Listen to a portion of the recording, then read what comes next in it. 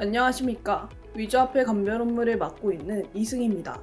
오늘 교육에서는 뉴질랜드의 화폐에 대해 함께 알아보겠습니다. 교육이 끝난 후에는 간단한 퀴즈가 진행될 예정이니 집중해 주시길 바랍니다. 자, 그럼 이제 본격적으로 교육을 시작할게요. 오늘 알아볼 화폐는 뉴질랜드의 5달러권으로 국가 내에서 사용도 3위를 차지하는 화폐랍니다. 우리 돈으로 환산하면 약 4,000원 정도의 가치를 지니고 있는 화폐죠. 5달러권에 있는 인물이 누구인지 알고 있으면 화폐를 감별하는데 훨씬 수월하겠죠? 5달러권 속에 있는 인물은 바로 에드먼드 힐러리입니다. 5달러권 앞면 오른쪽에 자리 잡고 있어요. 에드먼드 힐러리는 1953년 세계 최초로 에베레스트 정상에 오른 탐험가입니다. 뉴질랜드 국민의 자부심이자 인류 역사에 길이 남을 업적을 세운 인물이에요. 그는 가이드인 텐진 노르가이와 함께 세계 최고봉을 정복하며 도전 정신과 용기를 상징하게 되었죠. 또한 힐러리는 1957년부터 약 1년간 남극 탐험에 참여해 끊임없이 도전에 나섰습니다. 극한의 환경 속에서도 새로운 길을 개척하며 탐험가로서의 업적을 이어갔습니다. 이뿐만 아니라 네팔 지역에 수십 개의 학교와 병원, 교량 등을 세우며 지역 주민들의 삶의 질 향상에도 크게 기여했습니다. 이러한 인도주의적 활동을 통해 그는 단순한 탐험가를 넘어 많은 사람들에게 희망을 전하는 인물로 평가받고 있습니다. 뉴질랜드는 그의 업적과 인류애를 높이사 국가의 주요 화폐인 5달러권의 주인공으로 채택했답니다. 자, 이 정도면 화폐 속 인물은 정리가 됐을 것 같네요. 그럼 이제 화폐에 구석구석 그려져 있는 물건을 살펴볼까요? 에드먼드 힐러리의 초상화와 함께 그려져 있는 마운트 쿡은 그의 탐험 목적을 상징하는 중요한 요소예요. 마운트 쿡은 뉴질랜드에서 가장 높은 산으로 힐러리의 도전 정신과 자연을 향한 존경을 담고 있답니다. 앞면만 봐서는 화폐를 정확히 구별했었겠죠? 그럼 뒷면도 꼼꼼히 살펴봅시다. 뉴질랜드 5달러권 뒷면 중앙에는 황갈색 펭귄, 후이호가 있어요. 후이호는 뉴질랜드의 고유종으로 세계에서 가장 희귀한 펭귄 중 하나입니다. 이는 뉴질랜드가 자연과 생태 보존을 얼마나 중요하게 생각하는지를 보여주죠. 뒷면에는 뉴질랜드의 아름다운 해안 풍경도 함께 담고 있어 국가의 자연유산을 강조하고 있답니다. 자, 드디어 앞서 언급했던 퀴즈 시간이 다가왔네요. 위조 지폐를 정확히 감별하는 전문가가 되려면 퀴즈 100점은 필수인 거 아시죠?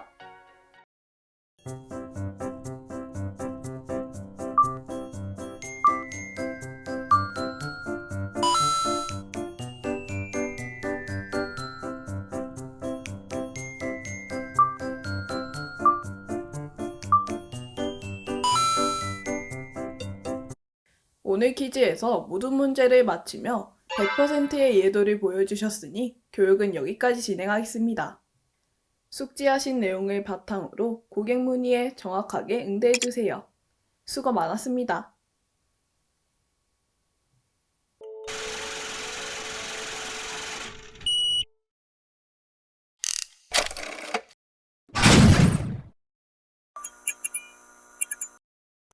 자, 특허 심사를 시작해볼까요? 1차 심사를 통과해 요건을 충족한 서류만 선별해 두었습니다. 그럼 출원 서류부터 차근차근 검토해봅시다. 서류를 확인해보니 발명품의 명칭은 올레브 전기버스라고 되어 있군요. 우선 이 발명품이 어떤 목적으로 만들어졌는지 알아봐야겠죠?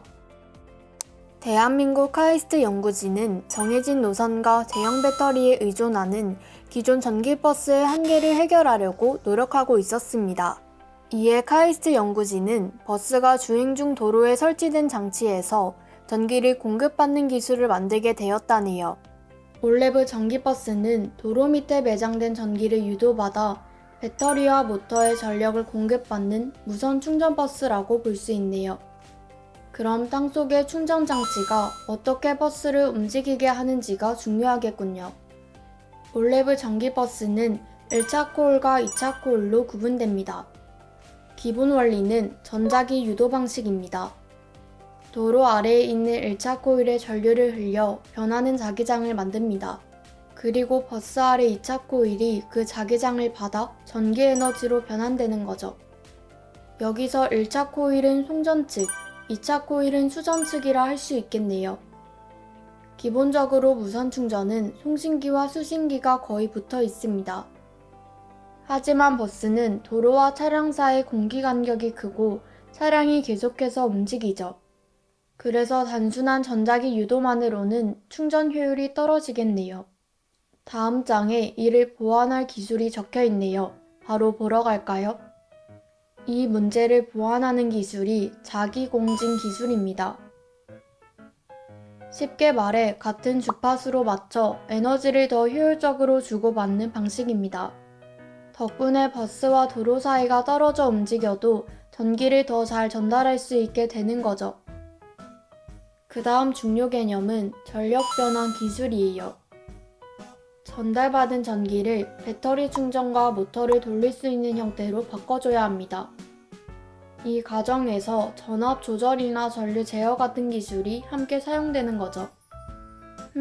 원리는 완벽한데 떨어져 있는 버스와 도로 사이에 전기가 어떻게 전달되는지 더 자세히 살펴봐야겠네요. 생성된 전기는 전력으로 변환되지 않으면 배터리 충전과 모터 사용이 어려워 전류 제어와 전압 조절 기술을 사용합니다. 즉, 올레브는 단순한 충전 장치가 아니라 센서, 제어 장치, 보호 장치가 함께 작동하는 복합 기술입니다. 마지막으로 올레브 전기버스가 우리에게 어떤 도움을 주었는지 직접적인 사례를 보고 심사를 결정하도록 하겠습니다. 경상북도 구미시에서 올레브 전기버스를 처음으로 시민용 대중교통에 도입했다고 해요. 이를 통해 큰 배터리와 긴 충전 시간의 부담을 줄일 수 있었습니다.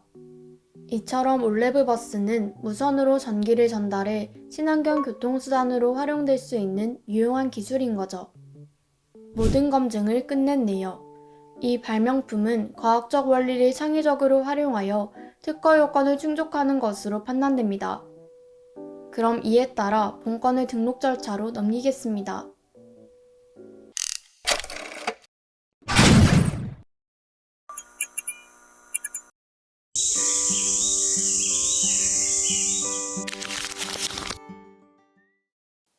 네 글자 속에 담긴 한 편의 이야기, 오늘의 사자성어 확인해 볼까요? 넘어지지 않는 사람은 없습니다. 어떤 사람은 다시 일어나 앞으로 나아가지만 어떤 사람은 포기한 채 그 자리에 머물러 버립니다. 오늘의 주제인 실패를 가장 잘 보여주는 사자성어, 바로 건토중래입니다. 말건, 흑토, 다시중, 올래. 흙먼지를 일으키며 다시 돌아온다는 뜻을 가진 사자성어입니다. 그럼 중국 고전을 통해 건토중래에 담긴 이야기를 들려드릴게요. 옛날 중국 초원지 시대의 장수 항우는 전쟁에서 크게 패한 뒤 오강까지 도망치게 됩니다. 부하들은 강을 건너 다시 병사들을 모아 싸워보자고 했지만 항우는 모든 희망을 잃은 채 결국 스스로 목숨을 끊고 말았죠.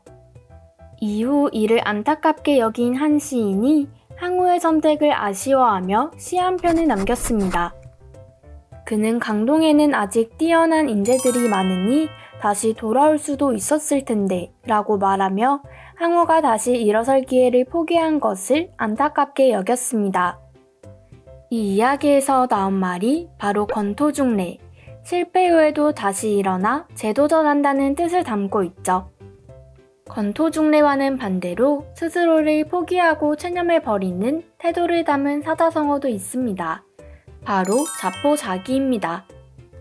스스로자, 사나울포, 스스로자, 버릴기. 자신에게 사납게 굴고 자신을 돌보지 않는다라는 뜻의 사자성어입니다.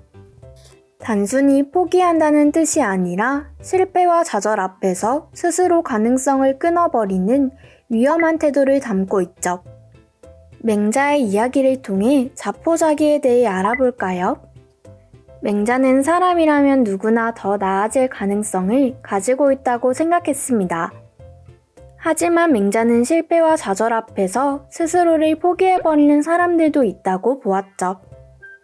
작은 실패를 겪은 뒤 나는 어차피 안 된다며 더 이상 노력하지 않고 자신의 가능성마저 끊어버리는 사람들이었던 것이죠. 맹자는 이러한 태도를 스스로를 해치고 버리는 행동이라고 말했습니다. 이 이야기에서 나온 말이 바로 자포자기, 즉 절망에 빠져 자신을 모질게 대하고 돌보지 않는다는 뜻을 담고 있어요. 권토중래와 자포자기 두 사자성어는 실패를 마주한 태도에 따라 전혀 다른 결과가 만들어질 수 있음을 보여줍니다. 실패 앞에서 다시 일어설 것인지 스스로를 포기할 것인지 결국 중요한 건 그 순간 우리가 어떤 선택을 하느냐일지도 몰라요. 사자성어가 전하는 뜻이 여러분의 마음속에 오래 남길 바라며 다음 시간에도 뜻깊은 이야기로 함께하겠습니다.